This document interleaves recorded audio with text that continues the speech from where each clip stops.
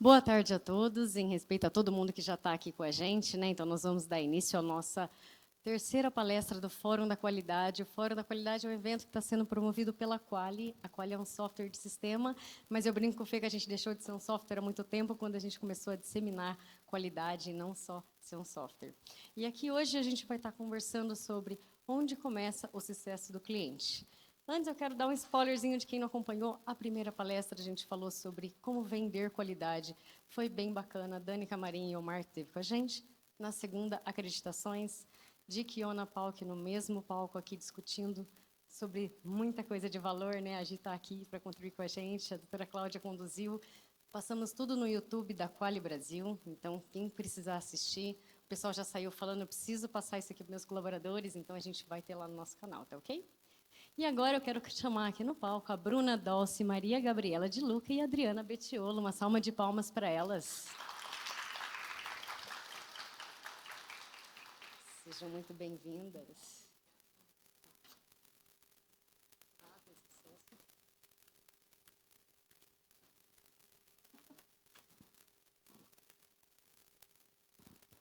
Fiquem à vontade.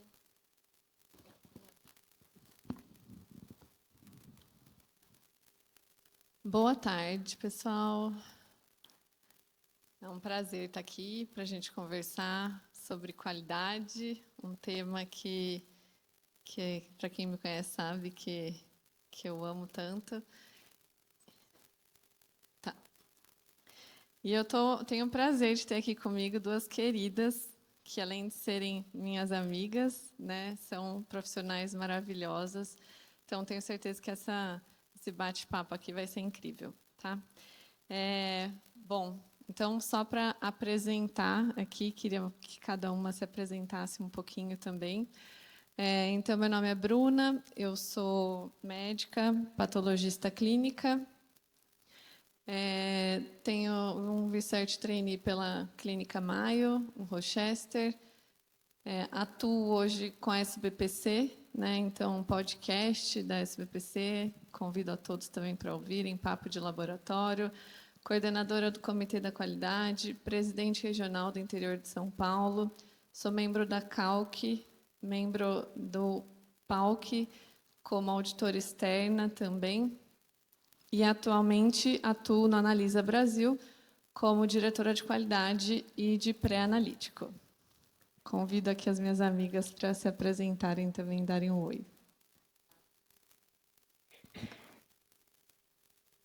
Obrigada, Bruna.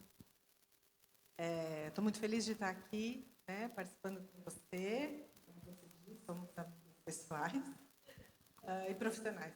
Né? A Adriana conheci agora, mas tive um prazer imenso de compartilhar esse fórum com ela. Obrigada pelo convite da Quali, Nara. Também eu falo que assim, toda oportunidade que a gente tem de falar de pré-analítico sempre é muito bom, né? Que é o nosso maior desafio nos laboratórios, né? Não só do Brasil, não só, eu moro em São José do Rio Preto, não só de Rio Preto, mas do mundo inteiro. Né? Eu sou médica patologista clínica, sou gerente médica do laboratório UltraX, que é uma clínica de imagem, medicina nuclear e laboratório. Sou assessora médica do DB.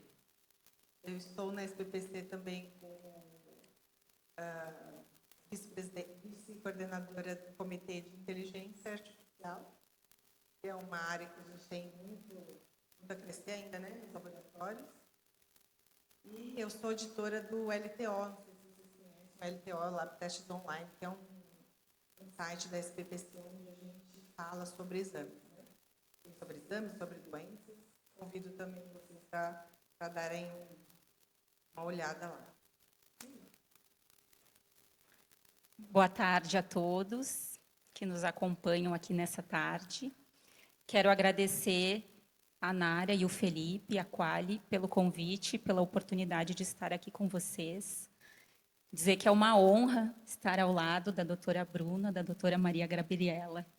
Fiquei muito feliz com o convite, com a oportunidade de trocar experiências aqui com vocês e aprender com vocês também. Eu sou a Adriana, eu sou farmacêutica bioquímica de formação, Eu atuo em laboratórios clínicos há cerca de 20 anos. No momento, eu sou autônoma, trabalho com consultorias e com as auditorias do PALC. Sou auditora externa, me formei junto com a Bruna e, desde lá, então, tivemos uma caminhada e um carinho muito grande também. E espero que vocês compartilhem também com a gente, nesta tarde, as dúvidas e experiências para que a gente possa agregar para os trabalhos de vocês também. Obrigada. Maravilhosas. Bom, então, acho que essa é a nossa segunda experiência, né, Nara, juntas. Então, Felipe e a Nara, que são dois queridos também.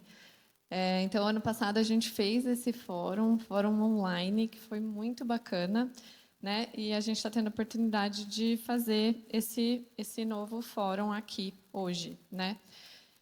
Então, a gente ouve muito falar sobre a experiência do cliente e sobre o sucesso, né, do cliente. Então, e aí fica sempre aquela pergunta, afinal, onde começa o sucesso do cliente? E esse é o tema aqui do nosso debate de hoje, tá? Então, a gente dividiu esse debate em 4 frentes, né? E a primeira delas é a jornada do nosso paciente, né? A gente conversar, então, sobre onde tudo começa, tá? Então, para a gente começar, eu queria trazer aqui uma pergunta do ponto de vista clínico. Em que momento vocês consideram que começa a qualidade no exame de laboratório? Posso falar? Começa no começo, né? O começo é o quê? Quando o paciente sai de casa, né? Quando a pessoa sai de casa, vai ao médico, e esse médico tira a história, faz o exame físico e pede os exames. Né? Então, eu acho que o começo de tudo está aí, na indicação e na solicitação dos exames. E aí, isso faz parte daquela fase que a gente chama de pré-analítica, né? Onde o médico uma hipótese diagnóstica e escreve aquela letra, mas às vezes escreve, né, vai para o sistema. E essa indicação do exame é aquilo que a gente tem falado bastante, né, na patologia, no laboratório, na patologia clínica. O exame certo, para o paciente certo, na hora certa, na quantidade certa, planejar no momento certo. Então, eu acho que isso é o que a medicina está precisando, né? Não sei se vocês viram outro dia no LinkedIn, teve o caso da Virgínia, também que colheu 30 tubos e tal, né? Outro dia no LinkedIn vi uma menina, uma coletora que postou uma coleta de 186 exames de um pedido. Então, né? É lamentável, eu escrevi lá, é lamentável onde está. Será que esse médico vai precisar, né, de todos esses exames? Será que ele precisa avaliar tudo isso? Que exames são esses? Então, eu acho que é isso. Eu acho que a qualidade começa no pedido. E vejo nós, como laboratório, nosso papel em como o laboratório pode contribuir para melhorar esse pedido. Né? Então, quais são as ações que o laboratório adota como parceiro dos médicos ou dos pacientes que muitas vezes chegam para fazer o autopedido, né? Na comunicação, na transparência, solicitando as informações e as indicações clínicas para os pacientes. Então, penso que nessa jornada inicial, nesse pré-analítico, né, o laboratório pode contribuir também, agregando conhecimento, ou melhor, transmitindo conhecimento, para que a gente receba uma requisição mais completa.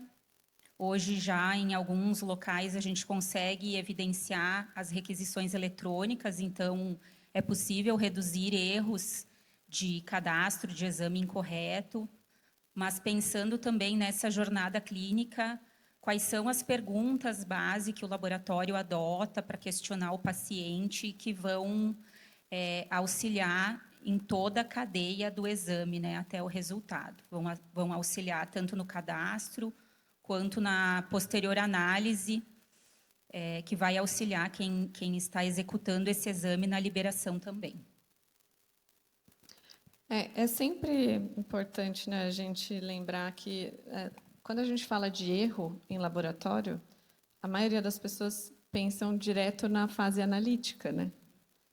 Então, assim, a gente esquece um pouco do pré-analítico, né, e da importância que ele tem. Então, acho que isso que a gente quis trazer aqui com essa frase, né?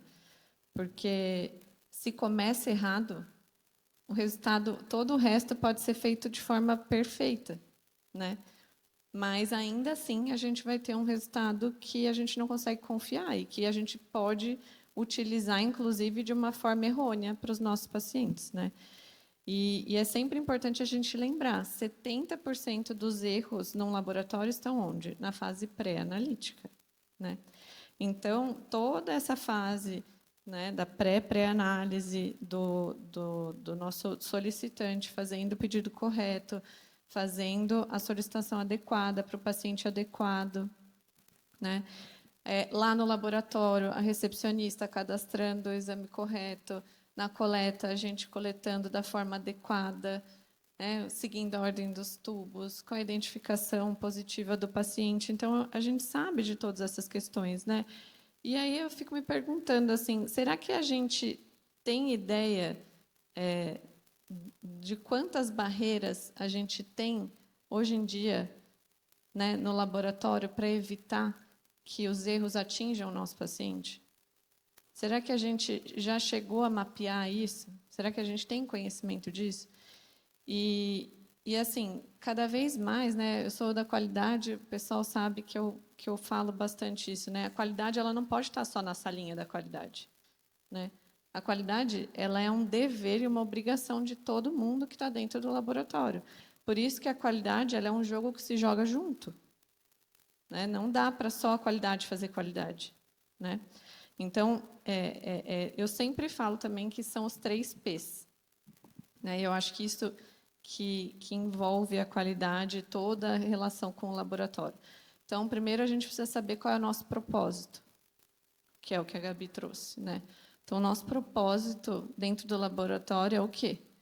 É entregar o exame certo para o paciente certo, em tempo oportuno, no tempo que ele precise para utilizar, né? Então, esse é o primeiro P, propósito. O segundo P são as pessoas.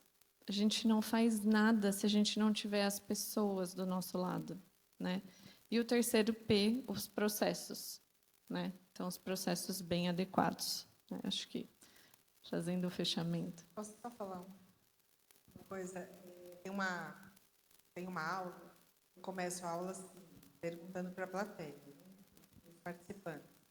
Você confia 100% no resultado do exame que você libera?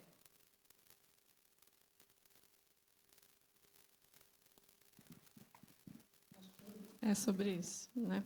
Exatamente. E aí eu queria saber de vocês, assim, quais os erros pré-analíticos que mais impactam diretamente no diagnóstico dos nossos pacientes?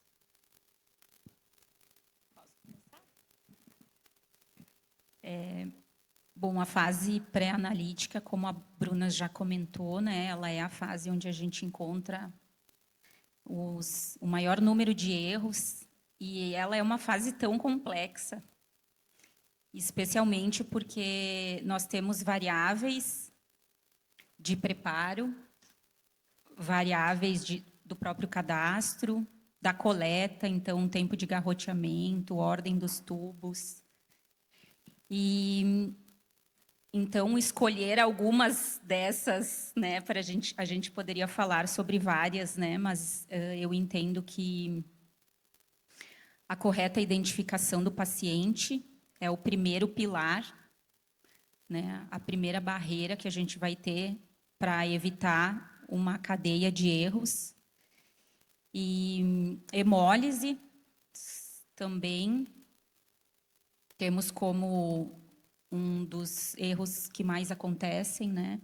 Seja pelo tempo do garroteamento, pelo calibre da agulha selecionada e falhas no preparo do paciente. Então, que tipo de ações que nós temos padronizadas lá com nossa equipe do atendimento, que perguntas ou que instruções, ou como eu passo essas instruções para os pacientes, para que o preparo inadequado não reflita lá num resultado errôneo. Muitas vezes é uma etapa que ela é muito subestimada, as orientações de preparo, e elas têm impacto direto no resultado, né? Então, eu diria que esses principais, né, os principais erros. Eu também acho que sou da mesma opinião da Adriana, mas eu sou mais agressiva. Eu acho que, assim, erro de identificação é um erro gravíssimo, tanto da amostra quanto do cadastro. Para mim, erro de identificação é inaceitável. Porém, a gente ainda tem erro de identificação no ano de 2026. Estamos no ano de 2026 e a gente continua tendo erro de identificação, seja em paciente letivo, seja em paciente internado, seja no próprio cadastro do paciente no hospital. Existem erros de identificação. Então, é uma coisa que a gente tem que trabalhar muito para minimizar, né? Tanto que isso também faz parte, o doutor Alex Caloro está aqui, faz parte, é uma das recomendações do grupo, né, de indicadores do IFCC. Então, o erro de identificação, para mim, é muito complicado. E a hemólise, né, é o erro mais frequente. Infelizmente, a gente também tem erros de hemólise, erros de diluição, né, aquela amostra coletada de braço de estouro, né. A hemólise tem muitas formas da gente minimizar. Tem aquele índice RIO, né, HIL, que é muito bom. Às vezes você acha que aquela amostra não vai dar para fazer, porque tem um grauzinho de hemólise, mas dependendo do exame, você passa ali no reagente, consegue fazer com segurança. Isso eu acho que faz muita parte da qualidade. E eu queria contar um caso, tá? Uma vez eu estive no laboratório, a gente fazia coleta, era no laboratório de um hospital, e aí tinha uma salinha, não tinha integração entre o pedido e o laboratório, sabe? Então, era tudo manual. E aí colhia e ficava numa salinha aquele pedido e o tubo para ser identificado. São barreiras que a gente não tinha como mudar naquele momento, mas depois melhorou. E aí esse tubo ficava esperando lá numa gradinha, enquanto a secretária cadastrava os pedidos no sistema informático do laboratório. E aí começou com hemólise. Do nada, começou com hemólise, e aí nós fomos atrás do fornecedor dos tubos. Fizemos uma investigação enorme para saber de onde estava vindo aquela hemólise. Aí, a assessora do fornecedor veio e falou assim, uma coisa que assim, a gente não imaginava. Me chamou lá, doutora, a senhora está vendo aqui onde estão essas amostras? Era grátis. Falei, sim, é onde sempre ficou. Ela falou, não, mas aconteceu alguma mudança, alguma coisa diferente, porque o ar-condicionado, eu moro em São José do Rio Preto, lá é 40 e tantos graus, né? O ar-condicionado, o fluxo do ar, ele vem, estava indo direto na grade. Então, eu acho que a diferença de temperatura, alguma coisa, pode estar interferindo. Vamos fazer um teste? Aí ela pôs aquela grade 30 centímetros. Acabou a hemólise. Então, são coisas que a gente está envolvida no negócio e não vê, né? Então, eu falo que até respirar do lado da amostra, olha. Então, é isso. Para mim, identificação e hemólise são os piores. Eu sempre falo também que qualidade é aquilo que a gente faz mesmo quando ninguém está olhando, né? Então, é a gente fazer o que é correto mesmo quando não tem auditor, quando não tem vigilância, quando não tem gente olhando. Por quê? Porque a gente precisa contar com isso, né? A pior, assim, questão, né, que eu acho é, assim, será que a gente sabe a quantidade de erros que a gente está levando para o nosso paciente. Confia 100% no resultado que você tem. Entendeu? Então, assim, lógico, a gente tem erro de identificação, a gente tem erro, né? A gente tem hemólise, a gente tem erro de coleta, ordem errada do tubo, muito tempo de garroteamento. Tem tantas variáveis no pré-analítico, né? E lógico que a gente tem que partir do pressuposto que ninguém acorda falando hoje eu vou errar, né? Hoje eu estou a fim de errar, fazer errado, né? Então a gente tem que partir do pressuposto. Só que vocês já pararam para pensar também que a maioria das vezes a gente comete erros tentando ajudar alguém? Na maioria dos dias, quando está mais cheio, que a gente quer atender mais rápido, que a gente não quer gerar transtorno para o nosso paciente, é o dia que a gente resolve que a gente vai violar algum processo, né?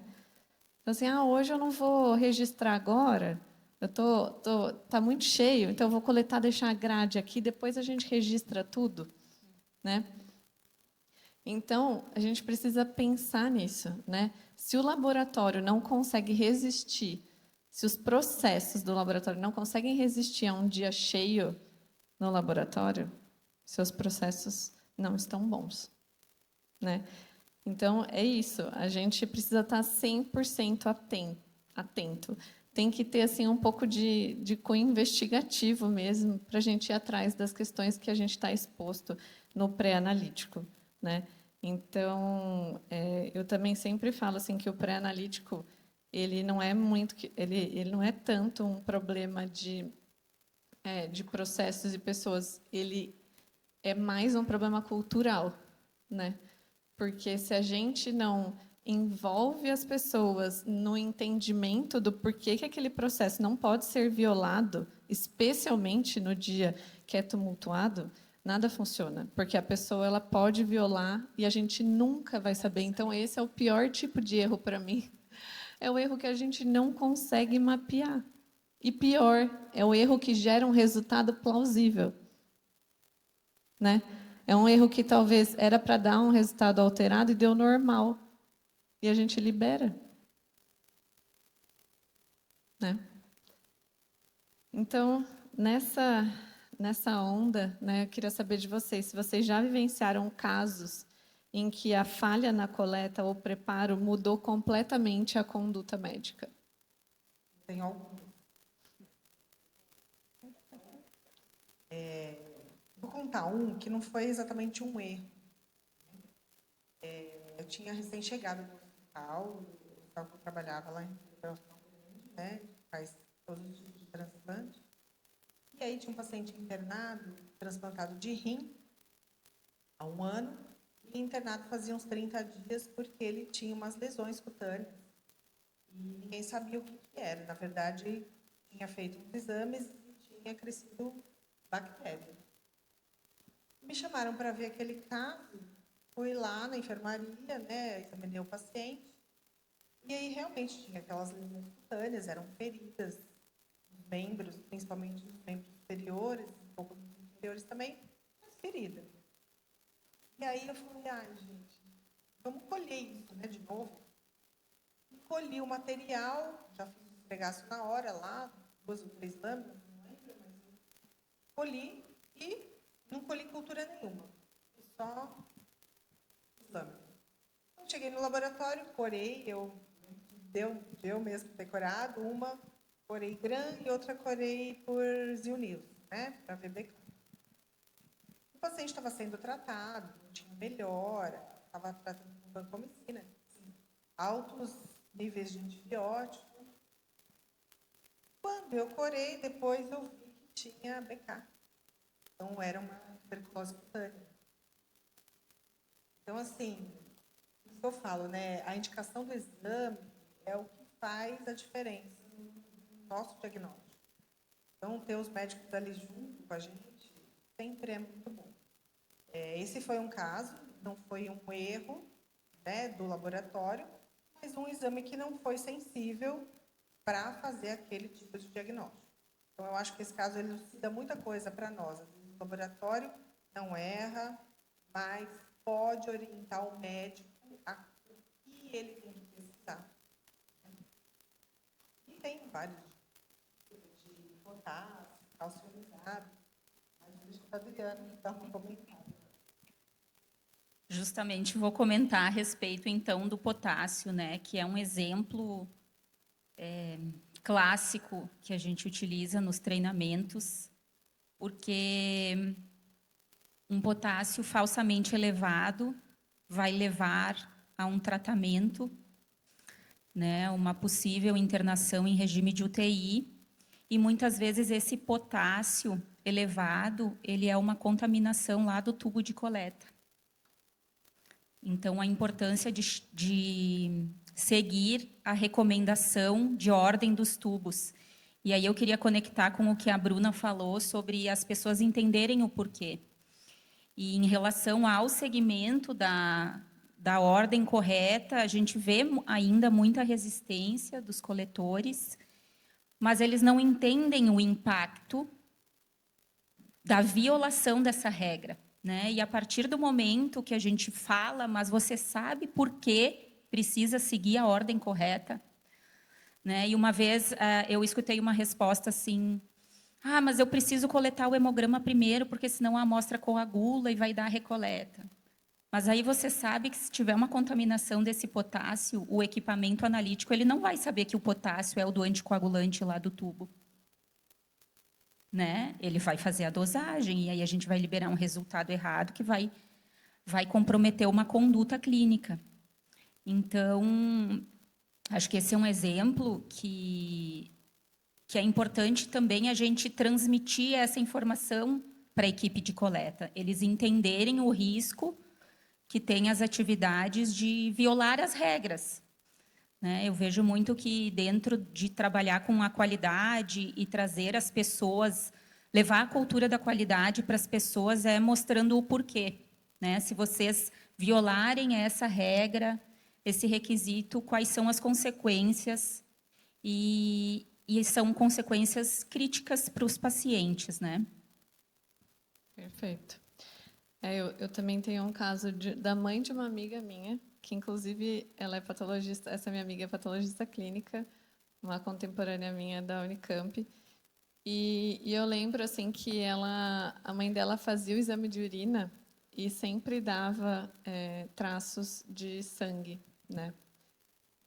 E aí a gente falava, nossa, mas não é possível, investigava, fazia tudo, nada.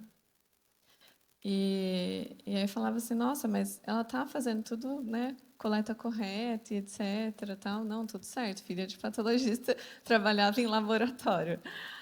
Aí, né, a gente falou assim, nossa, mas está coletando a primeira urina da manhã, tal, tá tudo certo, né? Como é que é feito isso? Ela, não é exatamente a primeira urina da manhã que eu coleto. Então, vamos ver, né, o que está acontecendo. Não, mas eu faço em jejum, faço tudo certinho. Faço a higiene, tudo certinho. Tá bom. Então, faz o acompanhamento aí da sua mãe. Aí ela estava fazendo aquele Velocity antes de coletar. Tipo, uma mega aula, assim, não, mas eu estou em jejum. Eu fazia assim, nossa, mas ela tinha um exercício extremo, né? Falei na aula hoje de manhã.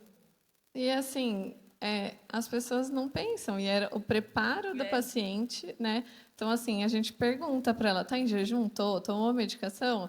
Né? Está fazendo uso de alguma medicação, etc. Então, assim, a gente nem pensou nessa possibilidade, porque, né, a mãe dela, que trabalhou em laboratório a vida inteira, e então, assim, são coisas que a gente realmente não pensa, né? E eu acho muito, assim, até meio bizarro assim, a gente pensar que a gente mensura tanta coisa na qualidade analítica, né? Dentro da parte analítica do laboratório, a gente olha a precisão, a gente olha a exatidão, a gente faz 1 bilhão de provas de testes de gráficos e de afins, né? Mas a gente não mensura. Então, assim, a gente tenta controlar o máximo possível o erro na qualidade analítica, mas a gente não mensura o erro pré-analítico. Não tem como. Então, é isso. Não tem como. Não tem como. E, assim, veja só como é maluco, porque é o nosso maior problema, é o maior índice de erro que a gente tem. Então, se a gente pensar que toda amostra tem um erro, né? E que a gente vê que o maior erro pode estar na fase pré-analítica, né? A importância que tem essa fase, a importância que tem as barreiras e a importância que tem o processo muito bem definido nessa fase. E é uma fase que, infelizmente, a gente não dá tanto valor, a gente não trata com a devida importância, né? Sabe que eu aprendi, quando a gente tem alguma né, de dúvida de médico, esse resultado não está e tal, eu parei de começar a investigar pelo controle interno. Eu parei. Eu já vou direto no colega. Pré-análise, né? Já vou direto, porque é perda de tempo É. começar no analítico. E aí me contem, para vocês, quais são os principais desvios que a gente encontra nessa jornada aí do nosso paciente?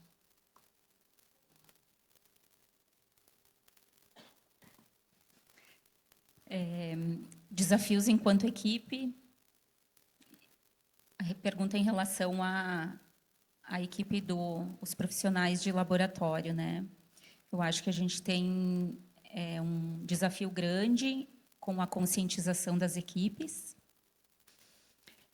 né, da importância das suas atividades e algumas resistências com culturas que já estão implantadas na empresa, já estão enraizadas. Então, essa resistência à mudança, mudar a forma de pensar dos nossos recursos humanos, porque eu vejo que a questão de trabalhar com as equipes, a cultura da qualidade, levar para a ponta, e aí quando a gente tem uma equipe um pouco mais resistente, vejo isso como uma dificuldade, mas que pode ser superada, né? E também hoje os próprios pacientes, eles têm acesso à informação, então eles já chegam no laboratório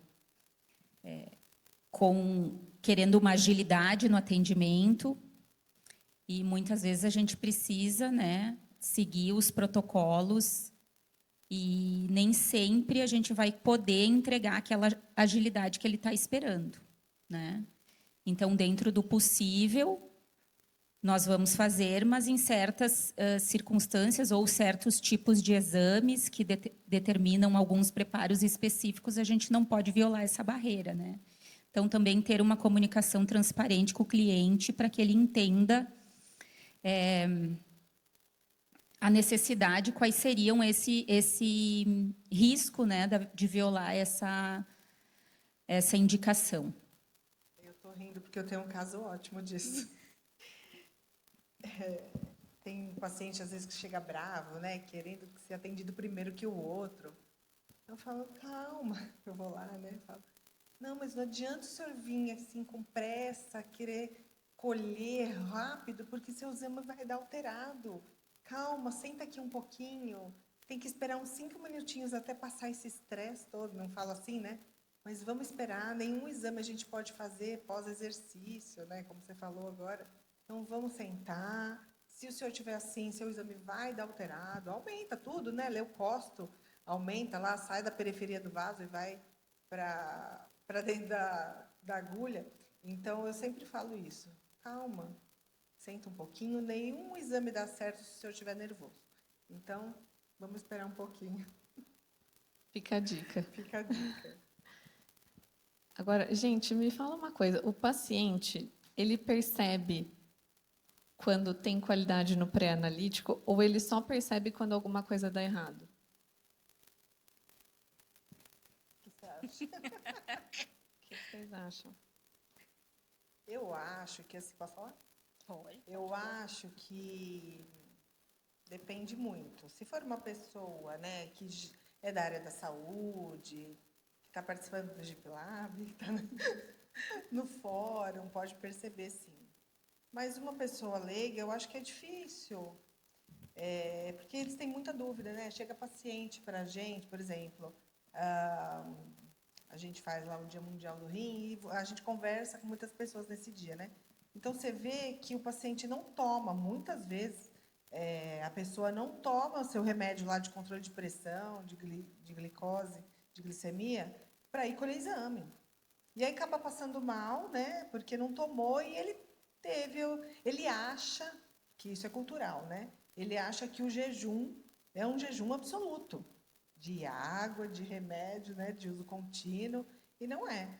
Então, depende do caso.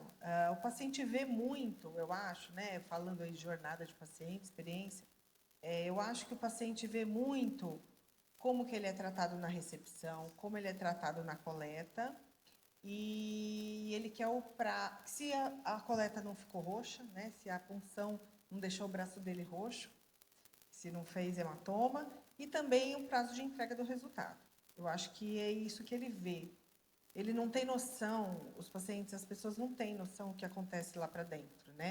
Quando aquela amostra vai para dentro da área técnica e a gente tem todos aqueles detalhes de controle de qualidade, reagente, sistema analítico e pós-analítico, e verificação, validação, tudo que a gente faz, isso não aparece nada para o cliente, né? Então, eu acho que ele tem o discernimento de olhar ali muito bem o pré-analítico e o laudo. Eu acho que tudo que acontece entre um e outro, ele não tem. Então, a gente tem que fazer muito bem o que ele vê, né? Porque é o nosso cartão de visita. Exatamente, né? Ele enxerga a qualidade um pouquinho diferente de nós, né? Que a gente está lá dentro do laboratório. Acho que ele vai enxergar na organização do ambiente, na limpeza, no tempo de atendimento, na cordialidade da equipe de recepção, naquele olho no olho, em relação aos cuidados com as suas particularidades, com a sua acessibilidade, não necessitar de uma recoleta, a entrega do laudo, né, num tempo apropriado. Então, eu vejo que o cliente ele enxerga mais essas situações. E aí ele vai concluir sobre a qualidade, né? Embora hoje, como a gente comentou, a informação ela está disponível e hoje a gente já sabe que tem um perfil que ele já vem lá com a resposta do chat GPT, né? Mas ainda assim eu vejo que são nessas esferas que o cliente enxerga a qualidade. Eu acredito nisso também. Eu acho que, infelizmente, né? Não sei se é infelizmente ou felizmente para algumas pessoas, mas o paciente ele não sabe de nenhum um terço do que acontece, né? Mas eu acho que, a partir do momento que ele entra no laboratório, ele depositou em nós uma confiança, né? Então, a partir do momento que ele escolheu o laboratório, ele escolheu dar esse voto de confiança para a gente, né? E entregar a amostra dele para que a gente faça tudo o que precisa ser feito, e eles nem imaginam, né? Porque eles acham que o aparelho é uma caixinha mágica, né? E que a gente coloca lá e, né? Então, eu acho que ele, de alguma forma, ele percebe, né? Assim, se alguma coisa não está indo bem, eu acho que ele percebe, ele consegue sentir isso através da experiência. Então, eu acho que vai muito, assim, talvez o ponto aqui seja em como a gente consegue transformar a qualidade em uma experiência percebida pelo paciente. Como que a gente pode fazer isso, né, no nosso dia a dia? Então, o paciente deu o voto de confiança para nós, como é que a gente consegue mostrar isso para ele? Acho que fica mais esse ponto, né? Então, eu queria que a gente falasse um pouquinho aqui sobre a maturidade que a gente tem hoje nos laboratórios brasileiros em relação à jornada do paciente. O que vocês acham? Vocês acham que a gente tem essa maturidade? Quantos aqui já mapearam a jornada do seu paciente no laboratório? Não? Dá para fazer cliente oculto, né? Eu acho que a maturidade é muito pequena. Tem muitos laboratórios que investem, né, em jornada do paciente, em como fazer com que o cliente se sinta seguro naquele laboratório que escolheu. Mas a gente vê muitos laboratórios que não estão em grandes centros, né? Que é difícil falar, né? Mas tem visões diferentes, né? Às vezes a alta diretoria também não investe nisso, né? E não vê, às vezes, que isso é uma coisa que pode ser o grande diferencial do atendimento, né? O grande diferencial do faturamento. Então, eu acho que se todo mundo começasse a ver isso, hoje mesmo na aula de manhã eu dei uma aula de urina, né? Da urina à função renal, era esse o tema. Aí eu falei um pouco da história, de como foi o exame de urina e tal. E aí perguntei para eles: vocês já colheram urina? Vocês já viram como é difícil para o paciente colher o jato médio da urina? É muito difícil. Porque, assim, muitas vezes você não tem nem onde pôr o frasco, nem onde pôr a gaze lá para fazer a higiene.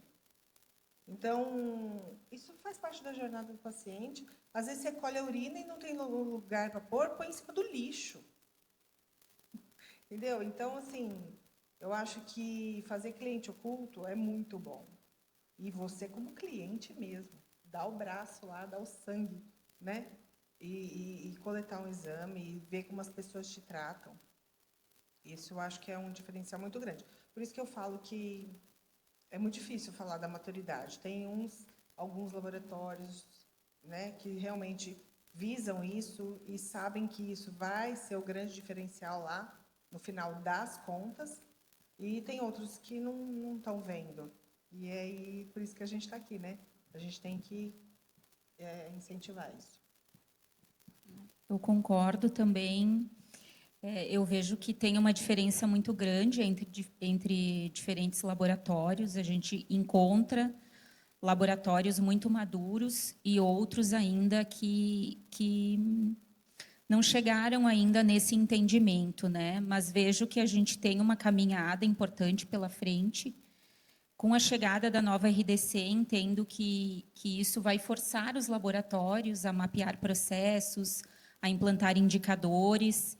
Então, eu entendo que tem uma caminhada importante que vai trazer um retorno, vai agregar os laboratórios nessa maturidade de processos e entender realmente o impacto de todas as nossas atividades no desfecho, né? Então, é difícil falar sobre maturidade, porque eu vejo que a gente tem extremos bem diferentes, né? E até amadurecer vai uma caminhada, né? Não é da noite para o dia, a gente precisa amadurecer o nosso próprio entendimento, as lideranças, para depois disseminar isso para as equipes, implantar as melhorias, e aí ainda temos um tempo pela frente. E eu acho que isso vai muito da cultura da empresa, né? Se a cultura da empresa, do laboratório, é um atendimento rápido, ágil, ele tem que trabalhar para isso. Se não, se é um atendimento mais carinhoso, mais aconchegante, já é diferente. O atendimento rápido não é para esse laboratório, né? Então, acho que varia demais. Eu acho que é importante, né, quando a gente fala sobre isso, sobre o cliente oculto, né? Porque a verdade é que nós, dentro do laboratório, quando nós somos o cliente do laboratório, por sermos do laboratório, a gente acaba passando reto de várias etapas, né? Então, senta lá, fala, coleta meu sangue aqui, não passa na recepção, não espera, né? Se vai coletar urina, coleta em casa e traz. Então, assim, não passa por certos pontos de contato que o paciente tem e a gente não tem, né? Então, esse mapeamento da jornada do paciente é muito importante. É a gente realmente se colocar no lugar do paciente e entender onde que estão os pontos de contato com o paciente e como ele se comporta, como ele recebe o que a gente está oferecendo para ele, né? São coisas que a Gabi falou, às vezes a gente não pensa. A gente tem um banheiro lindo, maravilhoso, só que o paciente não tem nem onde apoiar o frasco de urina, né? Então, essas coisas que... E, assim, o paciente, eu sempre falo, o óbvio precisa ser dito, né?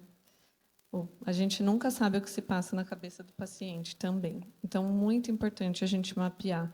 a jornada do nosso paciente, né? E aí a gente trouxe aqui essa frase, né? Se o paciente não percebe valor, a qualidade não vira confiança. E falando em confiança, o que gera confiança do paciente antes mesmo do resultado sair? Como a gente tinha falado, né, da percepção do paciente em qualidade, eu acho que a confiança é gerada ali naquele momento onde a gente está como cartão de visita mesmo, né?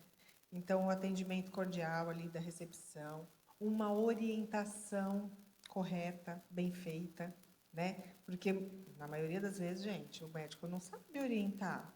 O médico que pediu o exame, ele não sabe orientar o nosso paciente, né? Se ele tem que fazer jejum ou não. Eles nem sabem que não precisa mais de jejum para colher perfil, como chama? Lipídico, né? Os médicos não sabem disso, então cabe ao laboratório, eu falo muito isso, né?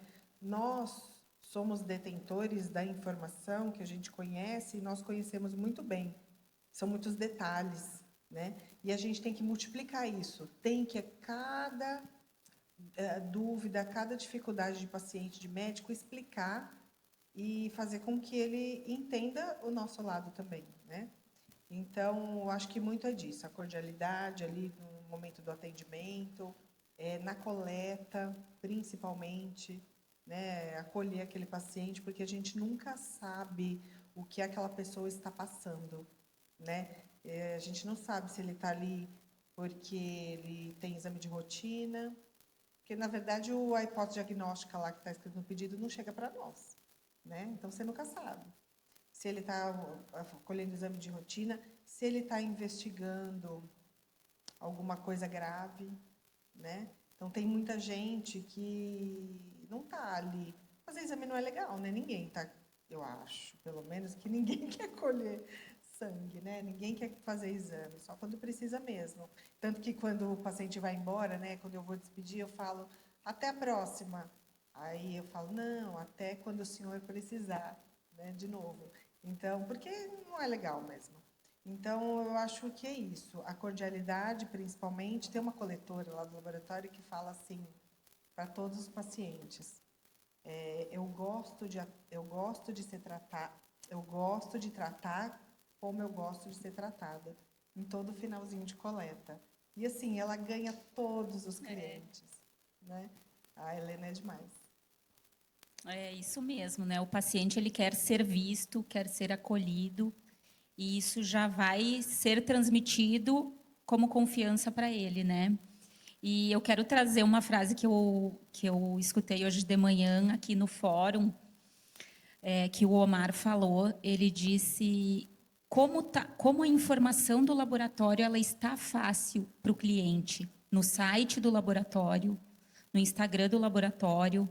Às vezes o paciente ele já buscou essa informação previamente lá nas mídias e ele não encontrou nem o telefone do laboratório para se comunicar, ou ele encontrou um telefone que cai num robô que não passou a informação que ele queria. Então, lá nesse comecinho, qual é a confiança e transparência que a gente está passando para esse cliente, né? Então, me chamou muito a atenção essa fala, e aí eu quis trazer aqui também para a nossa mesa, porque é uma etapa importante e que vai agregar, né, no atendimento para o paciente. Ele vai ser transmitido também como confiança, como transparência, e complementa depois com a chegada dele no laboratório, com esse atendimento, né? A gente tem agora a Lei dos Direitos dos Pacientes, que foi publicada agora esse mês, né? E eu vejo que é isso mesmo que o paciente busca. Ele quer que as suas preferências sejam atendidas, né? Então, como eu gosto de ser tratado, então eu vou reproduzir esse atendimento com o meu cliente também, né? O cliente ele não quer mais ser só mais um, não é uma linha de produção, né? Aquele atendimento mais personalizado. E a gente também, né, vai ser submetido a uma picada, né? Vai furar o braço. Então, que seja leve. É verdade. Com certeza. E também é um outro ponto, né? A gente tem indicador para muita coisa. Mas quando a gente fala de indicador de experiência do cliente, o que a gente tem hoje? NPS? NPS mede a experiência do nosso cliente? Será? Será que mede? E, assim, quando a gente fala que a gente tem indicador de pré-análise, né? Recoleta, atraso de resultado, né? Essas questões de segunda punção, etc. Mas será que isso reflete a experiência do nosso paciente? Porque não necessariamente uma recoleta é uma experiência ruim, né? Então, a gente precisa focar nisso também. Como que a gente consegue medir o quanto de experiência a gente está entregando para o nosso paciente? Né? Então, fica como um grande desafio aí para nós. E acho que entra também um pouco nessa questão da gente gerar valor percebido, né? Que é o que a gente estava falando um pouco antes. Então, assim, a gente precisa da jornada, a gente precisa mapear a jornada do nosso paciente, a gente precisa entender como o nosso paciente é tratado dentro do laboratório, quais são os pontos de conexão do nosso paciente com a gente dentro do laboratório, onde a gente tem algumas possibilidades ali de ajustes, né, de falhas. E outro ponto muito importante, a gente vem falando cada vez mais do cuidado centrado na pessoa, no paciente. E a gente, como a Adri falou, a gente esquece de envolver o paciente em tudo isso, né? Então, assim, a gente está, de fato, educando o nosso paciente, a gente conversa com o nosso paciente, a gente dá satisfação para o nosso paciente, ou a gente simplesmente entra no automático e vai fazendo porque né? Porque, assim, mais uma vez, o óbvio precisa ser dito. Quantas vezes já aconteceu, né? Situações aí do nosso dia a dia. Uma vez, um paciente, a gente colocou um paciente para fazer coleta de espermograma, acho que a Gabi vai lembrar. E aí, então o senhor pode ir, tá, demos as orientações, entregamos um frasquinho de urina estéreo, tal, ficamos esperando, e cadê o paciente? Cadê o paciente? Falei, gente, alguém foi ver se o paciente está bem, passando mal, está tudo bem com esse paciente? Aí sai o paciente e falou assim, olha, eu tentei muito, mas eu não consegui encher esse frasco. Aí eu falei, minha Nossa Senhora, alguém falou para esse paciente, entendeu? Então, assim, gente, parece, a gente dá risada, mas para o paciente isso não é óbvio. E a gente fala isso para ele. Né? Outro dia também recebemos um frasco de urina de fezes de protoparasitológico, aqueles que vem o líquido e a pazinha dentro. E aí, cadê? Veio o potinho forrado de fezes, não dá nem para ver. Eu falei, então, cadê o líquido? Ah, tirei, porque não era só fezes. Ainda bem que Joguei tirou, que não fora. bebeu. Né? Então, assim, Tinha medo de entregar e o paciente beber. exato. Então, assim, coisas do nosso dia a dia, né? Essas questões. A gente pergunta lá se a paciente fez exercício físico antes de fazer a urina, porque a mãe da minha colega não estava fazendo. Então, assim, né? A gente não participa, a gente não dá satisfações para o nosso paciente. Explicar para ele, como a gente falou aqui tantas vezes. Então, assim, olha, o senhor não pode coletar exame agora. Ah, mas por quê? Porque é um absurdo. Peguei fila, fazer isso, fiz aquilo, fiz aquilo. Então, nosso paciente sabe que ele só pode coletar cortisol até as 9 horas da manhã, né? Se a gente explica para o paciente por que ele não pode coletar, ou a gente só fala que ele não pode coletar, e ainda fala para ele, o senhor quer coletar? Assina esse termo aqui, ó, de amostra restrita, né? Porque a responsabilidade é do senhor, tá? Né? Então, e como a gente falou também, né, o ponto de padronização, né? Então, acho que essas 3 frentes aí, acho que trazem, de fato, um valor agregado, né, que a gente abordou aqui. Então, esse fechamento da jornada, da experiência, né, da gente mensurar, do letramento do nosso paciente e da padronização dos nossos processos. Também o entendimento da nossa equipe, não só fazer por fazer, né, mas esse letramento também precisa acontecer na nossa equipe, né? Posso só complementar uma coisa? Você falou certeza. bastante do paciente, e tem uma coisa também que eu acho que eu tenho dito no laboratório e nas aulas que a gente faz por aí. A gente também tem que responsabilizar o paciente pela coleta dele, porque apesar de às vezes, a gente orientá-lo E explicar bem acaba tendo algum problema de desconfiança, de dúvida, e ele acha que o erro é do laboratório. Então, esse letramento do paciente, essa educação do paciente é muito importante. Haja visto os casos de urocultura, né? Então, às vezes, a gente orienta, ensina a colher, até fica numa coleta ali junto, né? Ajudando o paciente, e tem uma urina contaminada depois na urocultura. Quem foi que fez higiene, né? Quem que orientou? Então, eu acho que isso eu tenho escrito agora deixo no sistema, né? Para as meninas falarem como orienta, e deixo também nos folders. Então, a gente escreve assim, não é a responsabilidade, mas o resultado também depende de você, nos folders de urocultura. Muito bom. Isso é ótimo. Muito bom. Realmente, né, o paciente, a gente contar com a ajuda dele vai fazer toda a diferença, né? E ele não tem obrigação de saber, a gente precisa informá-lo, né? Sim. E não da forma assim, o senhor precisa seguir a regra.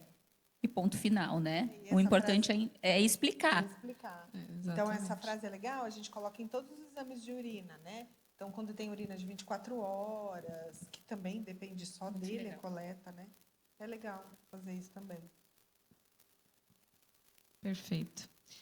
Então, vamos falar um pouco agora sobre a questão da rastreabilidade, né?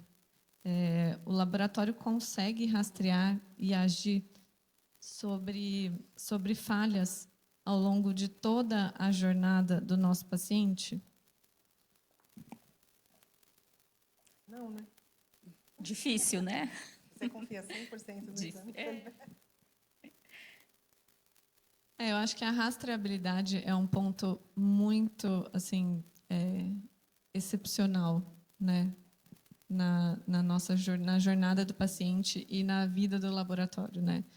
Porque eu acho que isso também é um ponto importante quando a gente fala do letramento de pessoas, não só do paciente, mas dos nossos colaboradores, né?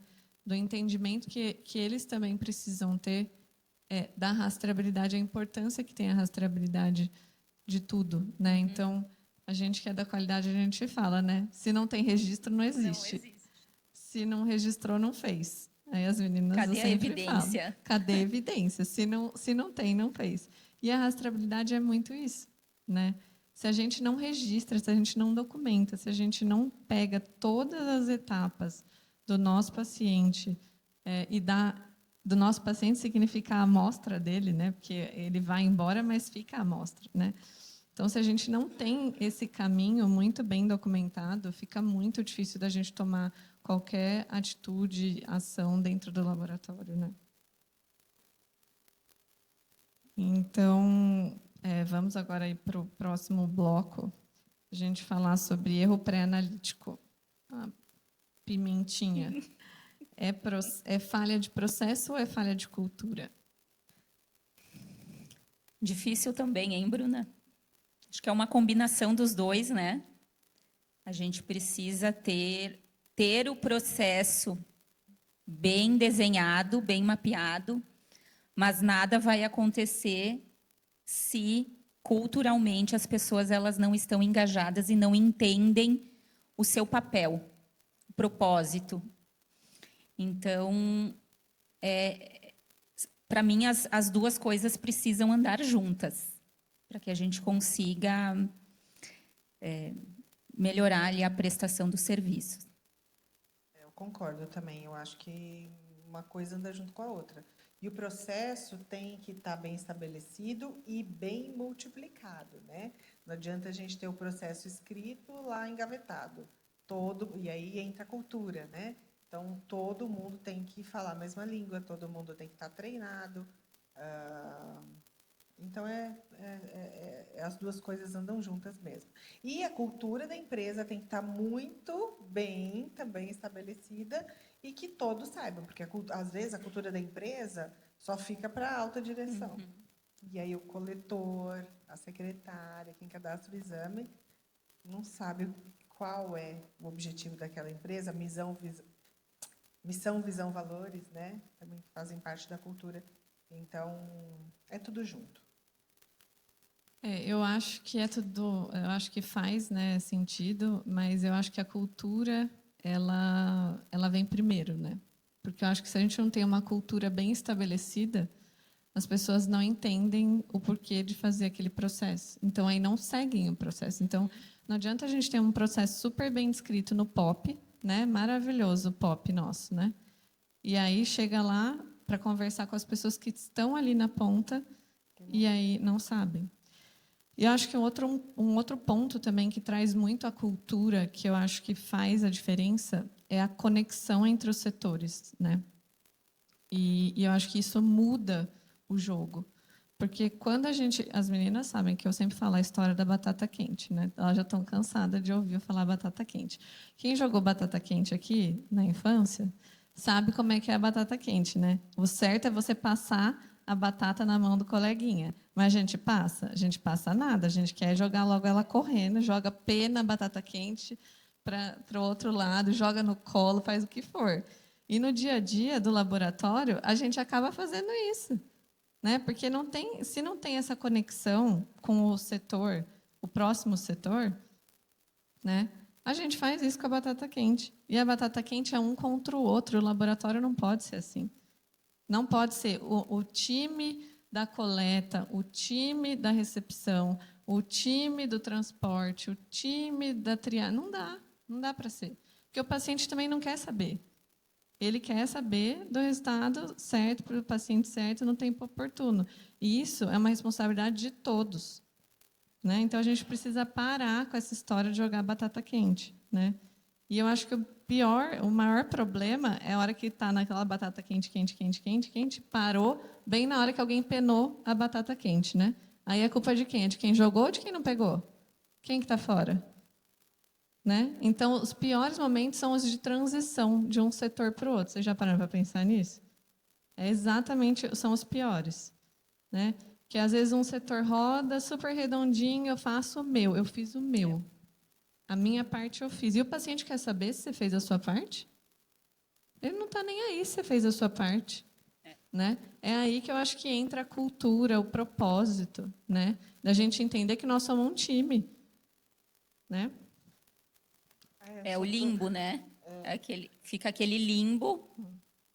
Não é meu, não é teu. E agora? É de quem? De todos Exatamente. nós, né? Exatamente.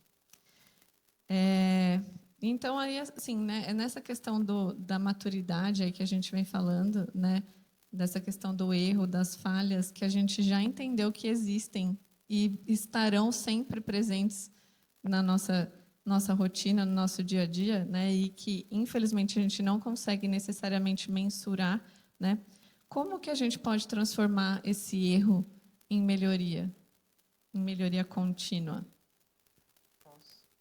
Eu acho que o erro, claro, que como você falou, né? A gente não sai, ninguém sai de casa querendo fazer errado no laboratório. Mas quando acontece, a gente sabe que acontece. Eu acho que a tratativa do erro, né? Abrir uma não conformidade, criar essa cultura também de abrir não conformidade sem medo, sem punição, Sem punição. sem punição, Cultura é justa. muito importante, né? Porque é através disso que a gente vai quantificar, que a gente vai saber qual que é o erro que está acontecendo mais, o que a gente precisa melhorar. E não só isso. Indicador é um outro assunto também, um ponto que pode ajudar muito. Então, a hora que você discute com a pessoa uma não conformidade, coloca lá em alguma ferramenta da qualidade, ou espinha de peixe, ou 5 porquês, essas coisas, essas discussões, e quando você coloca as pessoas de várias áreas, como você falou, não é um time da recepção, o time da coleta, não. Pega 2 pessoas da coleta, 2 da recepção, 2 da bioquímica, do pós-analítico, sei lá, coloca todo mundo junto e conversa sobre aquela não conformidade, sobre aquele erro, é muito produtivo. Todo mundo ganha. Porque, às vezes, o que a gente pensa que está acontecendo não é a verdade. E o que a gente pensa que pode melhorar, a gente não vê, é o outro que está vendo lá do time da recepção, né? Então, eu acho que colocar todo mundo junto e criar essa cultura de não conformidade sem punição, mas discutir com todo mundo é muito bom. É isso mesmo, né? Vou ser repetitiva aqui, mas eu entendo que a primeira questão é a gente saber que o erro acontece. E para isso a gente precisa estabelecer uma sistemática, treinar as equipes a reconhecer o que é o erro, o que é uma falha, né? Então a gente precisa também, antes de começar a registrar, mostrar para a equipe o que precisa ser registrado, né? Quais são as situações, e aí a gente precisa mensurar isso, né? Transformar em números, em dados, em fatos, para que seja tomada a melhor decisão. E trazendo a equipe para perto, mostrando como que faz uma investigação de causa raiz, é a forma de mostrar para os profissionais como que a gente vai chegar na causa do problema. E que, na imensa maioria das vezes, não é relacionada à pessoa. Então, eu vejo que quando o profissional entender isso, que a gente está buscando as falhas dos processos, quais são os buracos que existem lá nas nossas atividades, ele vai começar a mostrar também mais falhas. E a gente vai poder, então, corrigi-las e evitar essa frase que a Bruna nos trouxe, né? O erro não é o problema, a repetição é o problema. E se a gente não sabe que o erro existe, ele vai continuar sendo repetido por inúmeras vezes. E aí a gente sempre tem que lembrar a equipe que a gente está afetando um paciente, né? Então, e aliado a isso, trazendo, isso vai de encontro, na verdade, à cultura justa, né? E a cultura não punitiva. Então, no momento que a gente começa a trazer essa equipe para perto, eles participando da investigação de causa, entendendo o problema, que esse problema ele está focado em entender as falhas, os buracos dos nossos processos, a gente vai conseguir também já disseminar a cultura da qualidade entre os profissionais, né? E isso vai agregar em todo o nosso processo. Perfeito. Acho que a Organização Mundial da Saúde, né, ela fez, inclusive, na época, lançou uma campanha, né, que a gente tem muito de falar que errar é humano, né? E isso é um pouco complicado quando a gente fala de saúde, né? E a própria Organização Mundial da Saúde diz, né, que errar não é humano, porque 98% dos problemas estão relacionados em processos e não em pessoas. E a gente tende a sempre falar, é porque fulana não prestou atenção, causa raiz, falta de atenção, né? É porque fulano não está engajado. Não cumpriu a tarefa. Não cumpriu. Então, assim, se a gente tem um processo que depende de fulana prestar atenção, esse processo é bom? Né? Então, a gente precisa trabalhar isso no nosso dia a dia. Então, assim, o erro, ele só vira melhoria quando ele vira um dado, né? E aí, para fazer com que o erro vire um dado, a gente precisa o quê? Registrar, a gente precisa documentar. A gente precisa abrir não conformidade. Mas aí abre não conformidade, o povo acha que abriu não conformidade para mim. Nossa, aquele setor lá da qualidade, aquelas meninas. Não é assim? Então, assim, não, pessoal, é uma forma que a gente tem de tratar o nosso erro, né? O erro precisa virar dado, e o dado precisa virar ação. Porque senão a gente só tem um amontoado organizado de informações. E o que a gente faz com isso? Né? Para que serve tudo isso? Se a gente não faz virar ação. Tá? E a gente tem um monte de ferramentas, né, que nos auxiliam a espinha de peixe para tratar a causa raiz, né? O FEMEA para ajudar a gente a encontrar os riscos, né? Matriz de risco. Só que não adianta a gente ter tudo isso maravilhoso, lindo no documento, se a gente não bota em prática, se a gente não trabalha isso com as nossas equipes, né? E aí eu gosto muito daquela frase do William Edwards Deming, que ele fala: não se gerencia o que não se mede. Não se mede o que não se define. Não se define o que não se entende. E não há sucesso no que não se gerencia. Para a gente finalizar agora, a gente está indo para o nosso último bloco, né? Eu queria perguntar para vocês qual que será o nosso maior desafio da fase pré-analítica nos próximos 5 anos.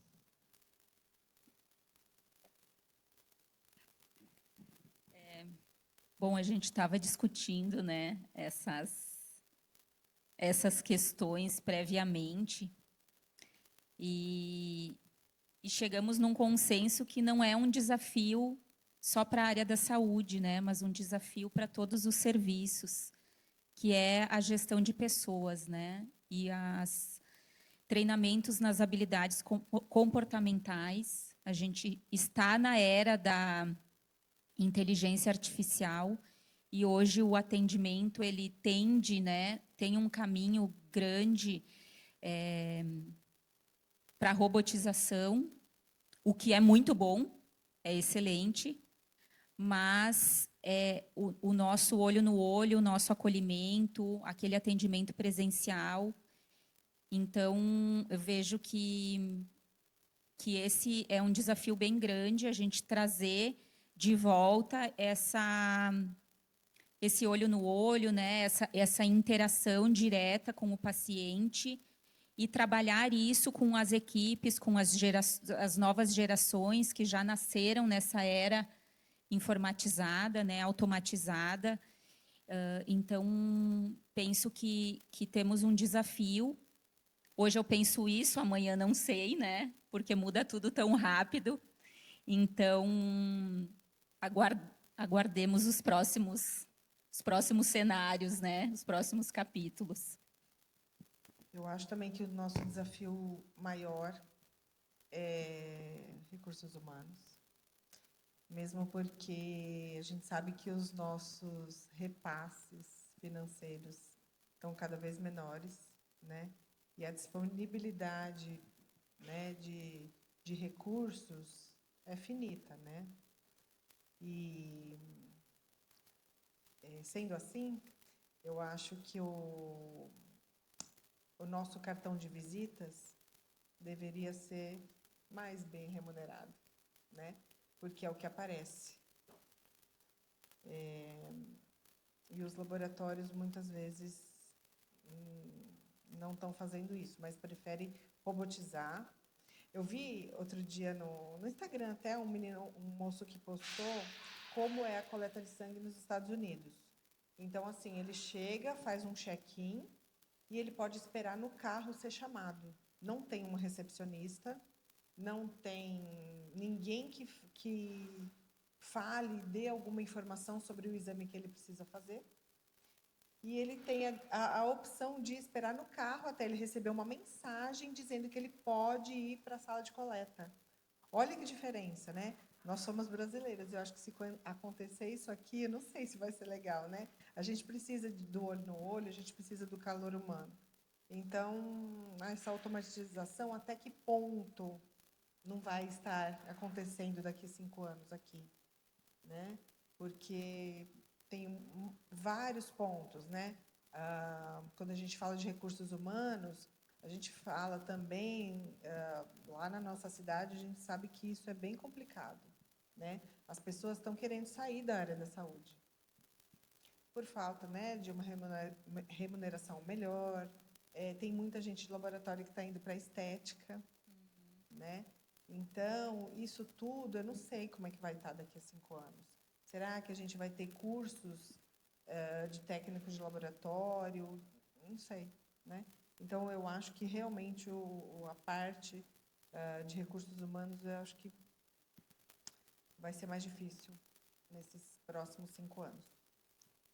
Eu concordo. Eu acho que a gente vem de uma era agora em que tudo, absolutamente tudo, está na palma da nossa mão, né?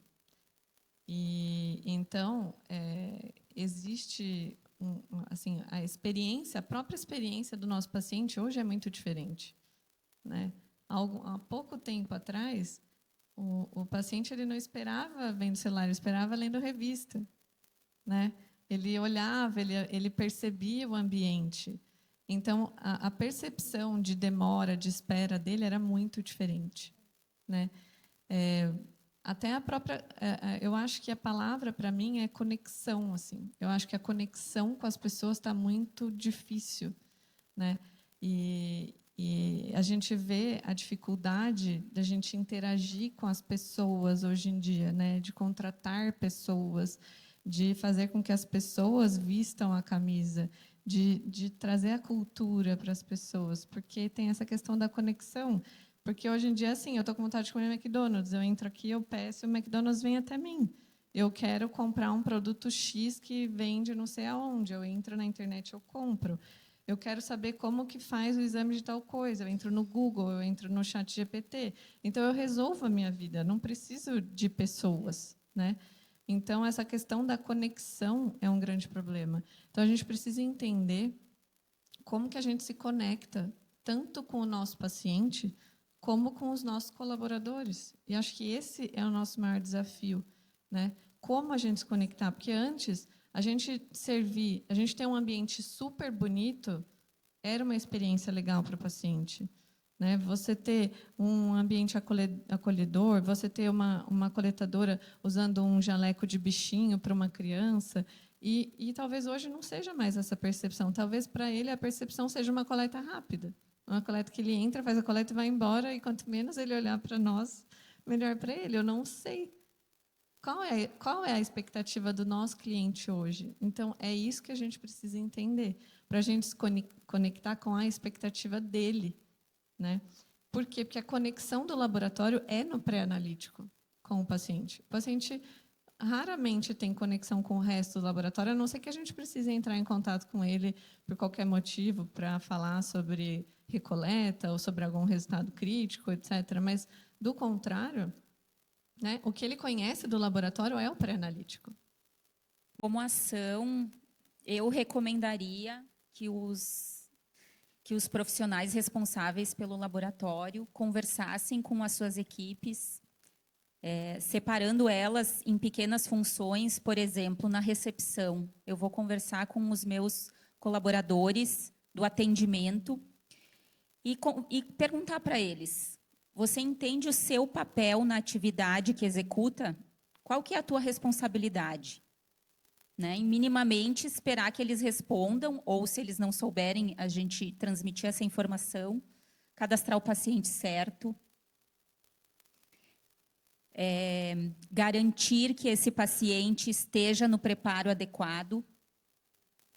Então, eu vejo que, assim, conversando com as equipes fragmentadas por suas atividades, questionando se eles entendem qual é o teu papel. Então, na recepção, no atendimento, o meu papel é entregar para a coleta o paciente identificado corretamente no preparo adequado. Muito bem. E quais são os riscos que você enxerga nessa atividade? E aí, por essas duas perguntas, a gente vai ter uma ideia de como está a maturidade desse profissional, né, em relação à atividade que ele executa e também em relação aos riscos que ele enxerga dentro da atividade deles e que algumas vezes pode ser que a gente não está enxergando lá como gestão, né, como liderança. Então, uma ação prática que eu faria amanhã seria essa, né, fazer essas microentrevistas com o cadastro, com a equipe da coleta, com a equipe que prepara essa amostra para o transporte, verificando se cada um entende a sua responsabilidade dentro da sua atividade, o que ele tem que entregar dentro daquela atividade, quais são os riscos que ele enxerga. E aí, a partir disso, a gente consegue desdobrar diversas outras ações, né? Seja padronizando atividades, mitigando erros, registrando não conformidades. Eu acho que muitos laboratórios não entenderam que a gente precisa, nós como laboratório precisamos dos nossos clientes, né? E pessoas precisam de pessoas e pessoas se conectam com pessoas, não com robôs. Então, ser robô num atendimento de recepção é a pior coisa que pode ter, né? De coleta, então, nem se fala. Então, aquele atendimento robotizado, sabe? Sabe aquele lugar que você fala, nunca mais vou voltar aqui? Uma loja que você entrou e ninguém veio te perguntar o que você precisa, né? Então, eu acho que esse atendimento robotizado aí, quando acontece, é muito ruim. E é isso, eu acho que fazer igual a Helena faz, a minha Helena lá, porque não custa, né? A pessoa já está lá, a gente está atendendo um cliente que podia ser alguém da nossa família. Então, se todo mundo pensasse assim, podia ser minha mãe, meu pai, meu filho, que eu estou aqui atendendo, por que as pessoas, quando é alguém da família, tratam melhor, né? Então, é isso aí. Eu acho que tratar como a gente gosta de ser tratado, sempre, não custa nada, e a gente vai estar fazendo, além de conquistar aquele cliente, é bom para você mesmo, né? Você mesmo fica feliz em atender alguém bem. É isso, meninas. Se eu pudesse deixar aqui, né, uma coisa que a gente pode fazer a partir de amanhã é parar de jogar a bendita batata quente, né? Parar com isso. E como que a gente pode fazer isso? Foi uma ação que a gente fez dentro do laboratório e que eu achei que surtiu muito efeito, que é você pegar um problema que aconteceu, um erro ou uma questão que a gente esteja com dificuldade de resolver e colocar uma pessoa exclusiva para pegar aquele problema de ponta a ponta. Então, a gente estava com um problema no laboratório relacionado a extravio de amostra, né? Então, assim, as meninas estão me olhando aqui, pelo amor de Deus, está falando disso. Eu falo porque é a dor de todo mundo, né? A gente estava com um problema de extravio de amostra. E aí, pronto, o que a gente faz? Porque a batata é quente, né? O pré-analítico fala que é da triagem, a triagem fala que é da coleta, e a coleta fala que é do transporte. O transporte, aí fica a batata quente, joga a batata quente. O que a gente fez? A gente pegou a responsável ali pela triagem, né? E aí a gente pegou a responsável ali pela coleta, né, a supervisão, e falou, vamos lá que a gente vai olhar esse problema de cabo a rabo. Vamos olhar desde o começo, quando o paciente chega, a rastreabilidade, como que a gente monta malote, como que a gente fecha malote, como que a gente ensaca esses tubos, como que é o transporte, vamos acompanhar o transporte, vamos entrar junto, vamos ver os meninos, como que eles pegam, como que eles registram, a hora que essa amostra chega lá na triagem, como que ela é recebida, como que ela é feita, e aí, bingo, achamos o problema, né? Então, o que estava acontecendo, a hora que chegava o material na triagem, né, a gente, ao invés de receber o malote, a gente rasgava o saco, né, e colocava as amostras para jogo, né? E cadê o malote? Como é que a gente vai saber que a amostra chegou, que não chegou, onde que está essa amostra? Essa amostra foi para lá, foi para o mundão, a gente não sabe se está aqui, se foi para apoio, para onde que foi. Então, assim, é uma coisa tão boba, mas que no dia a dia a gente não parava para ver, porque estava tão ali, as meninas que estavam na triagem estavam tão ali no dia a dia que já virou rotina, né? Então, eu acho que se a gente pega um problema e vai nele de cabo a rabo, a gente consegue fazer isso amanhã, né? A gente consegue mudar muita coisa, né? E aí isso vira cultura para a gente fazer isso com várias outras coisas, tá? Então, acho que era isso que a gente queria passar para vocês. A gente aqui, né, a gente entende que o sucesso do cliente, ele não começa quando ele chega, né? O sucesso começa quando a gente decide todos os dias, é uma escolha, a qualidade é uma escolha. Quando a gente decide todos os dias que a gente não vai trabalhar para bater meta, para entregar número, para fazer só a nossa parte, né? É quando a gente decide que a gente vai trabalhar pelo nosso propósito, quando a gente quer gerar confiança, né? O sucesso do cliente, ele começa em qualquer ponto de conexão dele com a gente. Qualquer ponto. Ele olhando o nosso site, né? Isso pode ser coisas que a gente nem imagina, né? Então, qualidade não é sobre processo, é sobre a gente entender o impacto que a gente pode levar para a vida do nosso paciente, tá? E aí a gente traz aqui, né? O que é isso aqui? O que é isso? Exatamente. Isso aqui não é um tubo, né, gente? Não é só uma amostra. Isso aqui é a vida dos nossos pacientes, né? E enquanto a gente não entender isso, o sucesso não vem, né? Cada amostra traz uma história. Cada paciente tem uma história. E a verdade é que a gente não conhece. É isso que a gente estava falando hoje. A gente não sabe a dor do nosso paciente. A gente não sabe o mau humor dele, a ansiedade dele, o medo dele, a alegria dele. A gente não sabe, né? Isso aqui não é só um tubo. Não é só uma amostra. Tudo bem? Muito obrigada, gente. A gente fica aqui à disposição, se vocês quiserem fazer perguntas. Mais uma vez eu agradeço.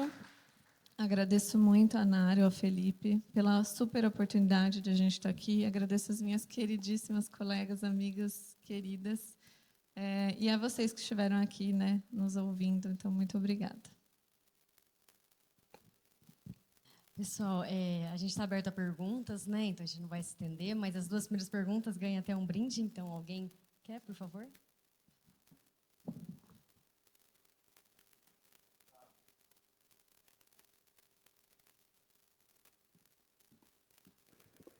Boa tarde. Eu sou Osman Góes, farmacêutico bioquímico. Minhas empresas são no estado do Piauí, no interior do Piauí. E eu primeiro tenho que agradecer a oportunidade de presenciar uma conversa com tanto aprendizado. Digo isso porque há 3 anos eu tive uma mudança de chave. Quando eu imaginei que as nossas empresas elas seriam muito mais lucrativas com a automação. Assim eu fiz. Quando eu comecei a observar e mensurar, eu comecei a faturar menos, tá? Sem processos, sem treinamentos, e me senti um nada. Vamos fazer agora 13 anos de empresa. A gente tem uma matriz em Paulistana, temos uma filial, e em torno de 100 a 120 quilômetros de raio, a gente tem unidades de coleta. E aí eu realmente disse e admiti que o erro estava na gestão da empresa, estava comigo. A partir do momento que eu consegui absorver isso e tirar aquele orgulho do doutor Osman está fazendo errado, aí eu vou perguntar uma coisa a vocês. Instituímos tudo, uma coisa que me incomodou sempre. Eu sempre tive 2, 3 dias na semana que eu estava dentro da coleta da empresa. Naqueles dias, na matriz, por exemplo, naqueles dias nós tínhamos 0 recoleta. Então, eu treinava o meu colaborador e ele, ao abordar o paciente, imagine quando alguma de vocês falou naquele local robotizado. Nós implantamos sala de coleta informatizada, estamos terminando de implantar agora um totem com atendimento digital, scanner para registrar a nossa recepção. O cliente que vem pessoalmente, já conseguimos quebrar alguns tabus na nossa região, que os nossos clientes eles exigiam receber os exames impressos. Isso foi, posso dizer a todos, que foi uma das maiores vitórias que nós conseguimos. Mas aí o que foi que eu observei? Nós começamos a sair do amadorismo e nos tornamos profissionais. Por quê? Porque eu mapeei todos, em todas as suas funções, mapeei como empresa, todos os perfis comportamentais de cada função. Nós tínhamos uma recepcionista que seria demitida com 5 anos de trabalho, porque ela não tinha perfil de recepcionista. Quando nós a colocamos no digital, ela realmente... É onde eu quero chegar em processo. Peço só mais um tempinho só para dizer a vocês o quanto isso é importante. E aí, eu fui surpreendido com um técnico de laboratório, onde eu fui professor durante algum tempo e participei da formação de muitos técnicos de laboratório. Isso era bom porque eu trazia sempre os melhores. E aí, esse técnico começou a trabalhar conosco, ele chegou para mim e disse, doutor Osman, como é que eu faço para crescer aqui na empresa?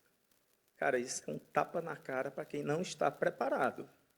Porque ele está vestindo sua camisa, ele está incorporada nele a nossa cultura, nossa missão, visão e valores.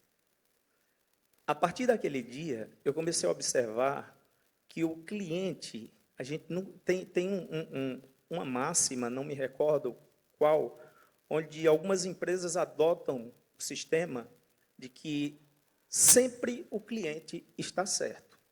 Quando nós fazemos isso e pensamos dessa forma, nós implantamos na nossa empresa que os nossos colaboradores sempre erram.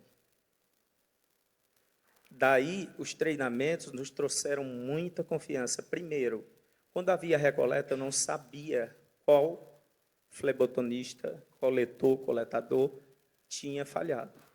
Quando nós colocamos a sala de coleta informatizada, a gente começou, nós tivemos uma mudança radical.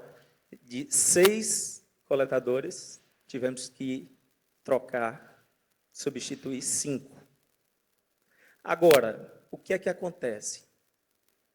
É muito interessante você fazer rastreabilidade e tudo, mas se aquela cultura não estiver funcionando no dia a dia, na nossa rotina, igualmente e constantemente com todos os colaboradores, uma coisa que me incomodava muito é que a gente treinava os nossos clientes, os nossos colaboradores, e eles chegavam na recepção e eles não olhavam no olho do paciente.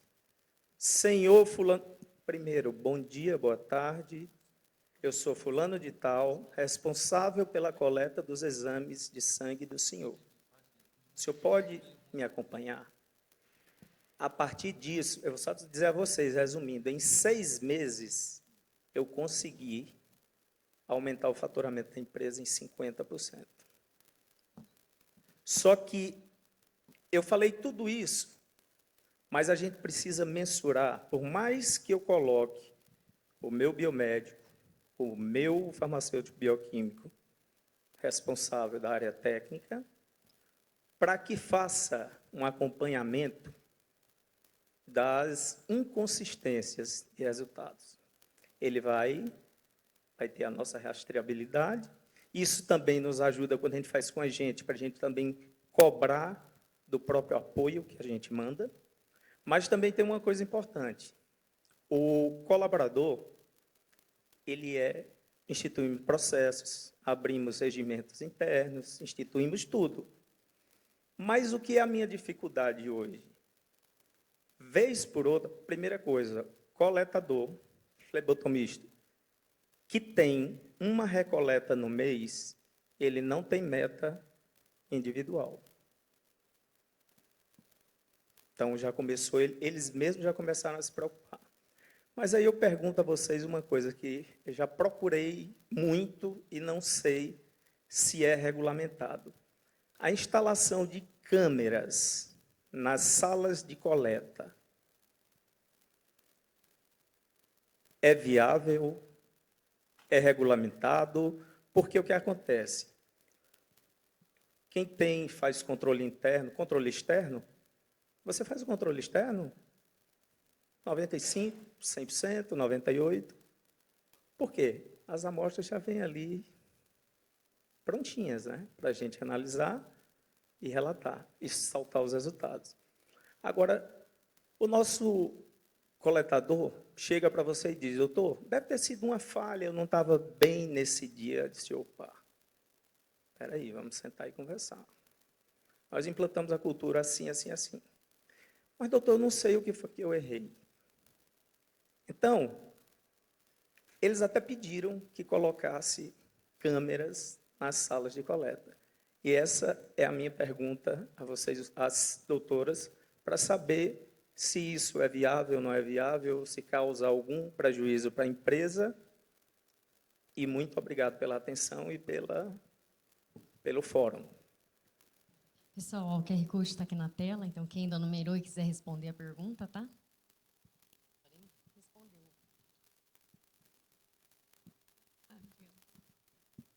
Osmar, né? Osmar, obrigada pela sua pergunta, obrigada pelas palavras.